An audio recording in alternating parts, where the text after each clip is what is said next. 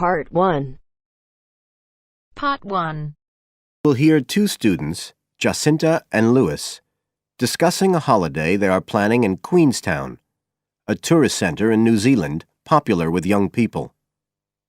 First, you have some time to look at questions 1 to 6.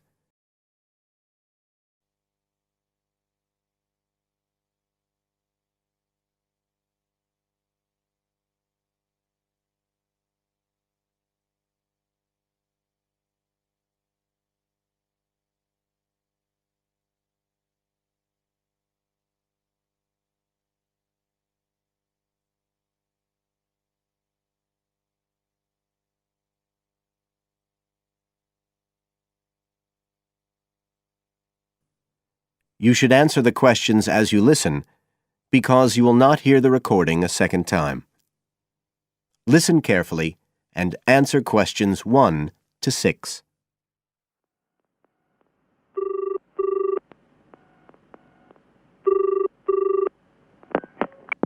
Hi, Lewis. It's Jacinta here.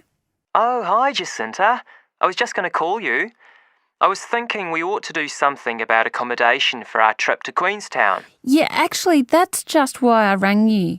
I've been looking on the internet. There was one place that looked okay called Traveller's Lodge, but when I checked availability for January, when we're planning to go, I found it was fully booked. Right. Well, we'd better do something now, I suppose. I've actually got a list up here on the computer. There's one place called Bingley's that looks possible. It's $1975 a night. That's US dollars. They quote all the prices in US dollars. So that's about 26 or 27 New Zealand dollars. That's okay. That'll be in a dormitory, is it? Yeah, they say 8-bed dorms, and the hostel's right in the town centre, and they've got a cafe. They have theme nights every weekend, whatever that means. Oh, you know, like certain sorts of food and music. And people might wear special clothes like that Egyptian evening we went to last year. Oh, okay. What else? They've got a sun deck area, and then all the usual things, internet access and so on. Sounds good. Was there anywhere else? Yeah, a couple more places. There's one called Chalet Lodge, which is just 18 US dollars. That's for a bed in a 12-bed dorm. They do single and family rooms as well. It looks as if it's a bit out of town. Says it's got an alpine setting, a quiet alpine setting. What do you think? Not sure. Oh, but actually it's not far out at all. It says 10 minutes walk from town, so... Oh, and it says it's children-friendly. I'm not so sure about that. What about the third place? That's called Globetrotters. Let's see. They do private rooms or 5-bed dorms for $18.50. It's in the centre, just by the lake, and that includes breakfast. Didn't the other two? I don't think so. They didn't mention it, so probably not. Oh, and it says something about a free skydive. Wow. Don't know if I'm all that keen on jumping out of aeroplanes. Oh, actually, what it says is you can win a chance to do a skydive. They give one away every day to one of the guests. Well, if I win it, you can do it. Anyway, do they have room? Yeah, I checked the availability. Shall I go ahead and book there then? Fine. You now have some time to look at questions 7 to 10.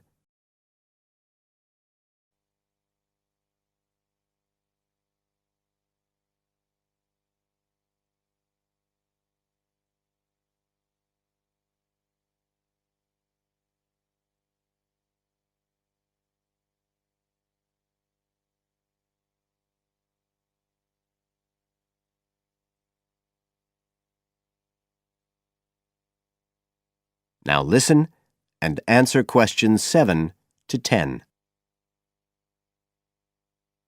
I was looking at what there is to do too. There are lots of sites offering deals for adventure sports. I suppose we have to do a bungee jump. Why? Well, it's Queenstown where they more or less started it as a sport. You can, if you really want to jump off the side of a bridge with an elastic rope tied round your ankles. I'll watch. Okay, so what do you want to do? As far as adventure sports go, I was talking to someone who went whitewater rafting there. He said it was really awesome. They drive you up the Shotover River and then you come down on a rubber raft through the whitewater rapids where the river's really narrow and fast and end up going through a tunnel nearly 200 metres long. I think it's quite expensive though. Oh, I'm on for that if you are. Cool. The other thing you can do is the jet boat ride. That sounded just a lot of noise though. It's basically just whizzing round on the river on a very fast boat, isn't it? My friend did that as well. He said it was a bit touristy, but worth it. I'll give it a go. You go right up the river canyon. He said the drivers were really skillful, but I don't mind going on my own. But there's lots to do as well as the whole commercial adventure bit. We ought to do some trekking. The scenery around there's amazing. I don't want to miss that. The place to start's Glenorchy, apparently, about 40 minutes drive. That's where lots of the wilderness trails begin. Okay, I'll pack my walking boots. I'd better start getting in training. I haven't done anything except sit at my desk for months. Now, is there anything else we need to decide?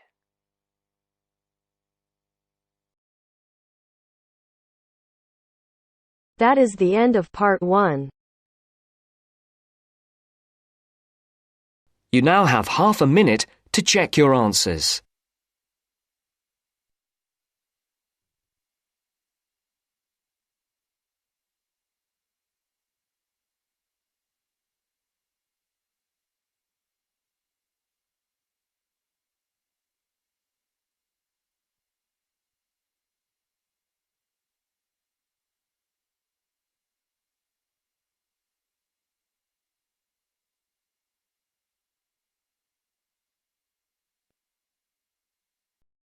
Now turns to part 2.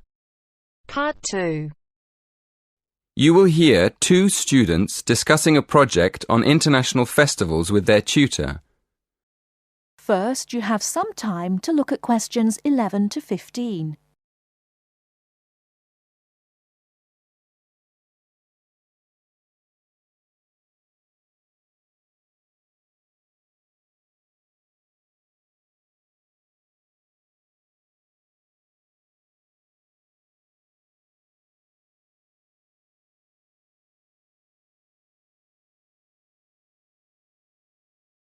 Now, listen carefully and answer questions 11 to 15.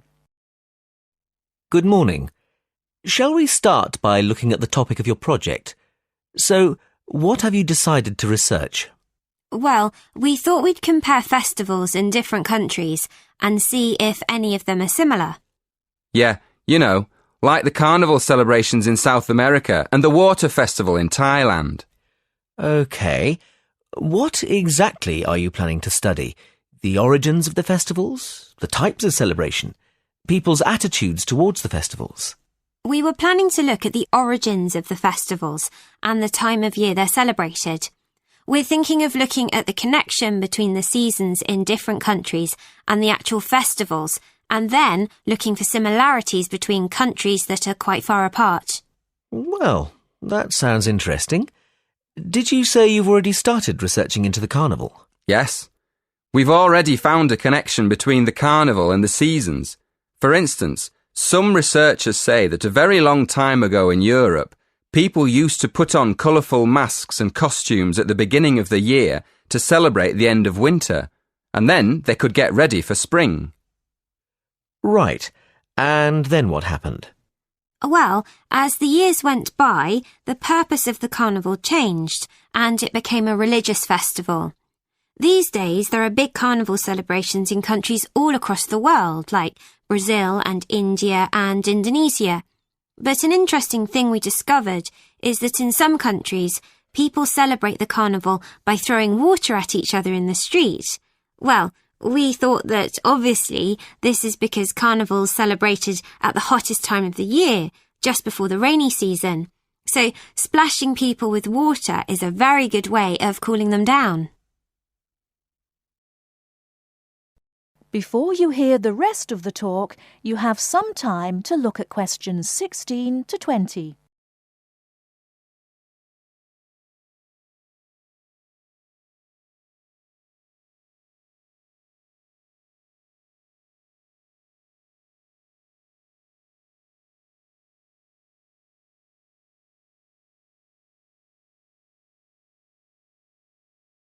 Now listen and answer questions 16 to 20. Now listen and answer questions 6 to 10. Yes, that makes sense. Did you look into any other festivals? Yes, we did. What we're planning to do is more research into water festivals. We found that in Asian countries, where there aren't any carnival celebrations, there are still festivals that involve people splashing each other with water. Actually, we found references to them in Burma, Thailand, Vietnam, China, and Japan. But we also found a reference to a water festival in Mexico. So we thought we'd look into that a bit more and see if we can find any similarities between these countries. We realised that water is more than just a way of cooling people down in hot weather. It also has a lot of different religious meanings and purposes. For instance, we found that in some societies, water can mean life or wealth or just luck. Yes, and another thing we found out is that these water festivals often celebrate the beginning of the new year, just like the original celebrations hundreds of years ago before the carnival. So, up to now, we found that the carnival and the seasons are linked by ancient traditions, and that water plays an important part in the celebrations.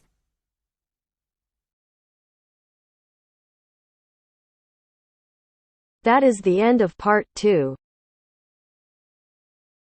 You now have half a minute to check your answers.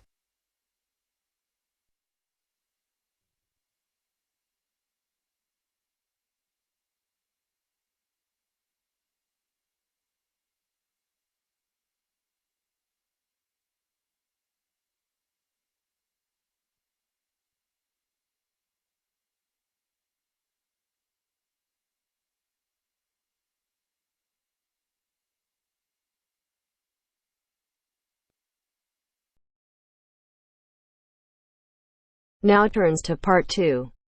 Part 2. A tutorial between two students and their tutor. The students are doing a research project on computer use.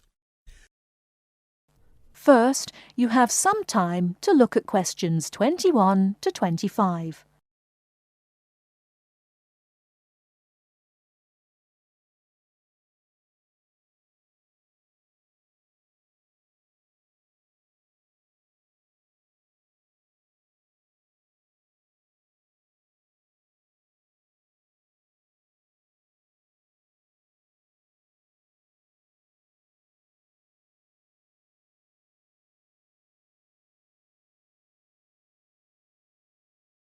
Now listen carefully and answer questions 21 to 25. Dr. Barrett? Sammy, come in. Is Irene with you? Yes. Good. Sit down. Right. We're looking at how far you've got with your research project since we last met. You decided to do a survey about computer facilities at the university, didn't you? That's right. We decided to investigate the university's open access to a computer when they need one, so we thought it would be a useful area to research. Good. It's not a topic anyone has looked at before, as far as I know, so it's a good choice. So what background reading did you do? Well, we looked in the catalogs in the library, but we couldn't find much that was useful. It's such a specialized subject. Hardly anything seems to have been published about it. And as well as that, the technology is all changing so quickly. But the Open Access Center has an online questionnaire on computer use that it asks all the students to do at the end of their first year, and the supervisor gave us access to that data. So we used it as a starting point for our research. It wasn't exactly what we needed. but it gave us an idea of what we wanted to find out in our survey. Then we designed our own questionnaire. And how did you use it? We approached students individually and went through our questionnaire with them on a one-to-one basis. So you actually asked them the questions? That's right. We made notes of the answers as we went along, and actually we found we got a bit of extra information that way as well, about the underlying attitudes of the people we were interviewing by observing the body language and things like that. How big was your sample? Well, altogether we interviewed a random sample of 65 students, 55% male and 45% female. And what about the locations and times of the survey? We went to the 5 open access computer centers at the university, and we got about equal amounts of data at each one. It took us 3 weeks. We did it during the week, in the day and in the evenings. Not the weekends? No. So, presumably, your respondents were mostly full-time students. Yes. Oh, you mean we should have collected some data at the weekends from the part-time students? We didn't think of that. Okay. It's just an example of how difficult it is to get a truly random sample. So, how far have you got with the analysis of results? Well, everyone agrees there was a problem, but we're more interested in what they think should be done about it. The most popular suggestion was for some sort of booking system. About 77% of the students thought that would be best. But there were other suggestions. For example, about 65% of people thought it would help if the opening hours were longer, like 24 hours a day. Before you hear the rest of the talk, you have some time to look at questions 26 to 30.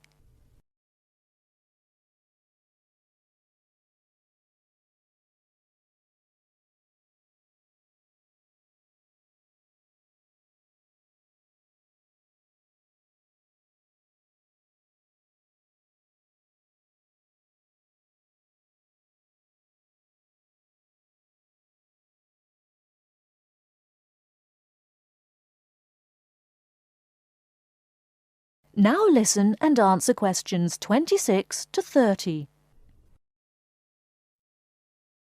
The Atlantic Ocean, named for the legendary lost island of Atlantis, has made up for the romantic origin of its name by becoming the most important commercial highway in the world, yet traces of romance continually mingle with the business of the sea.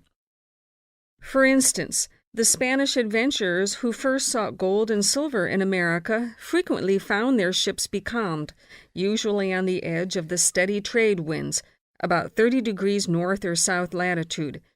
A sailing ship could carry only so much water, and as it lay motionless under a hot sun for days or weeks, the tortures of thirst were agonizing. The horses were generally the first victims. They had to be thrown overboard when they died or became crazed with thirst. Because the Spanish caballeros thought highly of their horses, even crediting them with souls, they suffered great remorse and believed the ghosts of the proud war horses were haunting the scene. They saw the restless spirits in their dreams and related their dreams to sailors.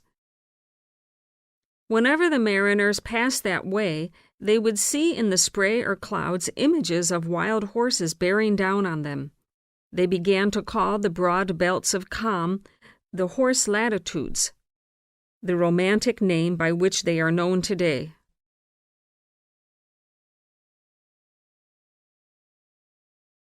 That is the end of part 3. You now have half a minute to check your answers.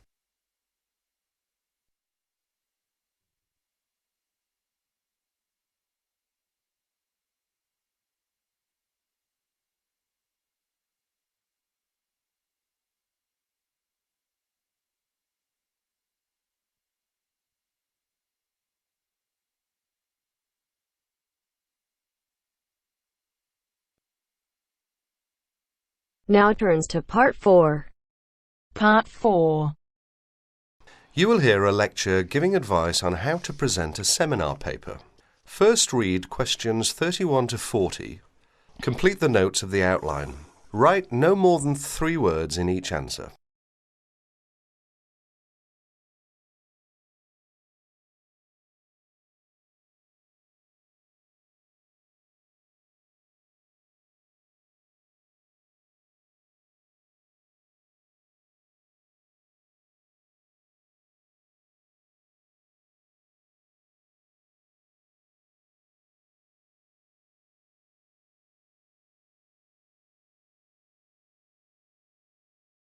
In this talk, I'm going to give some advice on how to present a seminar paper. At one time, most university teaching took the form of giving formal lectures. Nowadays, many university teachers try to involve their students more actively in the learning process. One of the ways in which this is done is by conducting seminars. In a seminar, what usually happens is this. One student is chosen to give his ideas on a certain topic. These ideas are then discussed by the other students, the participants in the seminar. What I'd like to discuss with you today is the techniques of presenting a paper at a seminar. As you know, there are 2 main stages involved in this. One is the preparation stage, which involves researching and writing up a topic. The other stage is the presentation stage, when you actually present the paper to your audience. It is this second stage that I'm now concerned with. Let us therefore imagine that you have been asked to lead off a seminar discussion and that you have done all the necessary preparation. In other words, you have done the research and you have written it up. How are you going to present it? There are 2 ways in which this can be done. The first method is to circulate copies of the paper in advance to all the participants. This gives them time to read it before the seminar, so that they can come already prepared with their own ideas about what you have written. The second method is where there is no time for previous circulation, or there is some other reason why the paper cannot be circulated. In that case, of course, the paper will have to be read aloud to the group, who will probably make their own notes on it while they are listening. In this talk, I am going to concentrate on the first method, where the paper is circulated in advance, as this is a most efficient way of conducting a seminar. But most of what I am going to say also applies to the second method, and indeed may be useful to remember any time you have to speak in public. You will probably be expected to introduce your paper even if it has been circulated beforehand. There are 2 good reasons for this. One is that the participants may have read the paper but forgotten some of the main points. The second reason is that some of the participants may not in fact have had time to read your paper, although they may have glanced through it quickly. They will therefore not be in a position to comment on it unless they get some idea of what it is all about. When you are introducing your paper, what you must not do is simply read the whole paper aloud. This is because, firstly, if the paper is a fairly long one, there may not be enough time for discussion. From your point of view, the discussion is the most important thing. It is very helpful for you if other people criticise your work. In that way, you can improve it. Secondly, a lot of information can be understood when one is reading. It is not so easy to pick up detailed information when one is listening. In other words, there may be a lack of comprehension or understanding. Thirdly, it can be very boring listening to something being read aloud. Anyway, some of your audience may have read your paper carefully and will not thank you for having to go through all of it again. Therefore, what you must do is follow the following 9 points. 1. Decide on a time limit for your talk. Tell the audience what it is. Stick to your time limit. This is very important. 2. Write out your spoken presentation in the way that you intend to say it. This means that you must do some of the work of writing the paper again, in a sense. You may think that this is a waste of time, but it isn't. If a speaker tries to make a summary of his paper while he is standing in front of his audience, the results are usually disastrous. 3. Concentrate only on the main points. Ignore details. Hammer home the essence of your argument. If necessary, find ways of making your basic points so that your audience will be clear about what they are. 4. Try to make your spoken presentation lively and interesting. This doesn't necessarily mean telling jokes and anecdotes, but if you can, think of interesting or amusing examples to illustrate your argument. Use them. 5. If you are not used to speaking in public, write out everything you have to say, including example, etc. Rehearse what you are going to say until you are word perfect. 6. When you know exactly what you are going to say, reduce it to outline notes. Rehearse your talk again, this time from the outline notes. Make sure you can find your way easily from the outline notes to the full notes, in case you forget something. 7. At the seminar, speak from the outline notes, but bring both sets of notes and your original paper to the meeting. Knowing that you have a full set of notes available will be good for your self-confidence. 8. Look at your audience while you are speaking. The technique to use is this. First, read the appropriate parts of your notes silently. If you are using outline notes, this won't take long. Then, look up at your audience and say what you have to say. Never speak while you are still reading. While you are looking at your audience, try to judge what they are thinking. Are they following you? You will never make contact with your audience if your eyes are fixed on the paper in front of you. 9. Make a strong ending. One good way of doing this is to repeat your main points briefly and invite questions or comments. Perhaps I can sum up by saying this. Remember that listening is very different from reading. Something that is going to be listened to has therefore got to be prepared in a different way from something that is intended to be read. That is the end of part 4. You now have half a minute to check your answers.